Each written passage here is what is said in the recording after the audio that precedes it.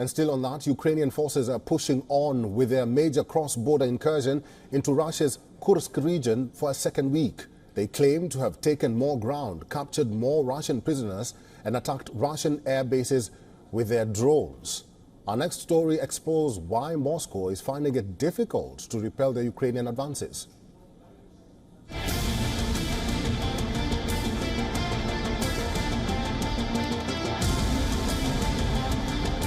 Heavy fighting is raging in Kursk. The incursion planned by Kyiv and executed in secrecy with the aim of upending the dynamics of a war. Ukraine's audacious military offensive, surprising even Kyiv's closest allies, including the US, is now pushing the limits of how Western military equipment would be permitted to be used inside Russian territory. The surprise Ukrainian charge onto Russian soil that began on August 6th has rattled the Kremlin. The daring Kursk operation is the largest attack on Russia since World War II. Russia says it has repelled attempts by Ukrainian forces to push deeper into Kursk region in 5 areas and claims over 2,000 Ukrainian troops have been killed. Ukrainian President Volodymyr Zelensky, on the other hand, says his forces are advancing deeper into Russian territory and claim the Ukrainian military holds 28 settlements in Kursk. The basic intention of the Ukrainian army is to act within the firepower. So at present, if the front line can be stabilized and a stalemate is formed, it will stick to Kursk like a piece of glue, which might play a role in the following combat operations.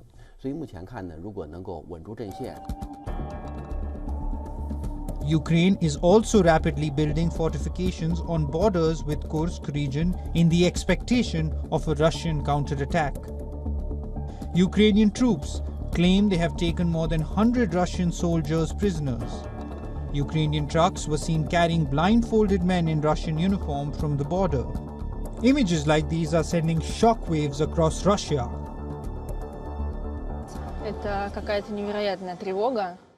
I feel some kind of incredible anxiety. I feel as if my hands are in a straitjacket because nothing can be done about it. I have relatives living there and they refuse to leave. We have always understood that a special military operation was underway.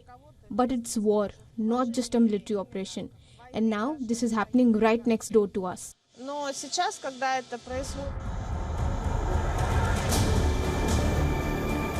If Ukrainian troops are able to hold territory, they could stretch the capacity of Russian troops, deliver a major embarrassment for Moscow.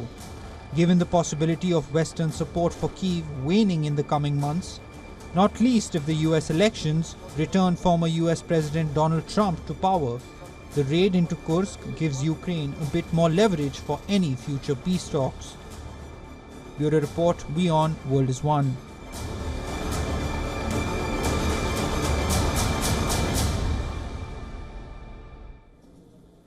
John Ereth is a senior policy director for the Center for Arms Control and Non-Proliferation in Washington and former member of the U.S. delegation to NATO. Mr. Ereth is now joining us live from Washington. Welcome to the show. How has this incursion changed the dynamics of the war between Ukraine and Russia, you think? I think it's a very significant change in the dynamics. Clearly, Russia has, for the past several months, been trying to build a narrative that its forces are winning the war and that Russian victory is inevitable through the capture at great cost of a few villages of Ukrainian territory. Now Ukraine has captured a similar amount of Russian territory with relative ease, and that has embarrassed Russia and really poked a very large hole in the careful narrative that the Russian government was trying to construct. Mr. Ereth, President Putin is putting on a very strong face and saying this is an intrusion by Ukraine. But why is Russia finding it difficult to repel the Ukrainian troops? I think there are several good reasons for this. The easiest one is that this was a surprise to the Russian forces. They were not expecting because they believed their own propaganda. They believed that Ukraine was losing the war and was not capable of an action of this scale. I think that also Russia has committed the great majority of its effective combat power to offensive operations in Ukraine, several hundred kilometers from the site of the Ukrainian incursion. Those operations are going very slowly and not very well for Russia, and it's very difficult to disentangle the Russian forces engaged there from those operations and move them back several hundred kilometers to face the Ukrainian threat.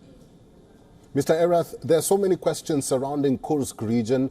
There's others who are asking, what is the aim of Ukraine, in capturing Kursk region? And if it does actually hold on to the large area in Kursk, will it eventually decide to move back given the logistical challenges therein? But first of all, start with the aim of Ukraine in Kursk. The aim, I think, was expressed clearly by President Zelensky.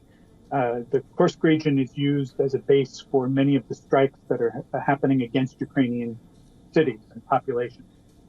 So if Ukrainian troops are there, they are disrupting the ability of Russia to strike into Ukraine. You see this also with the drone attacks on Russian air bases. So that much is clear. But what's also very much the case is that this war is not about occupation of territory. It's about constructing a narrative that the other side is not capable of winning. Russia has been building this very carefully over the last few months and even a year or more. And now Ukraine is constructing the counter narrative that it is very much capable of winning the war and that it is capable of exhausting Russian resources. Mr. Erath, finally, like I said before, President Putin is saying this is an intrusion, but Ukraine maintains that this is their aggression, this is their offensive, and they will win this offensive. How could Russia respond to Ukrainian aggression? It's something that is a very clear choice for the Russians now. Clearly, they have to demonstrate to their own population that they can defend their own territory, and that continuing the war does not put Russian populations at risk. So Russia should be doing something to prevent this narrative from taking hold, that they are able to defend their own territory, that they are able to defend their own population. So that's going to require a significant realignment of Russian forces in the theater of war. All right. John Erath is a Senior Policy Director for the Center for Arms Control and Non-Proliferation in Washington. Mr. Erath, thank you very much for talking to us today. You're very welcome. For all the latest news, download the WION app and subscribe to our YouTube channel.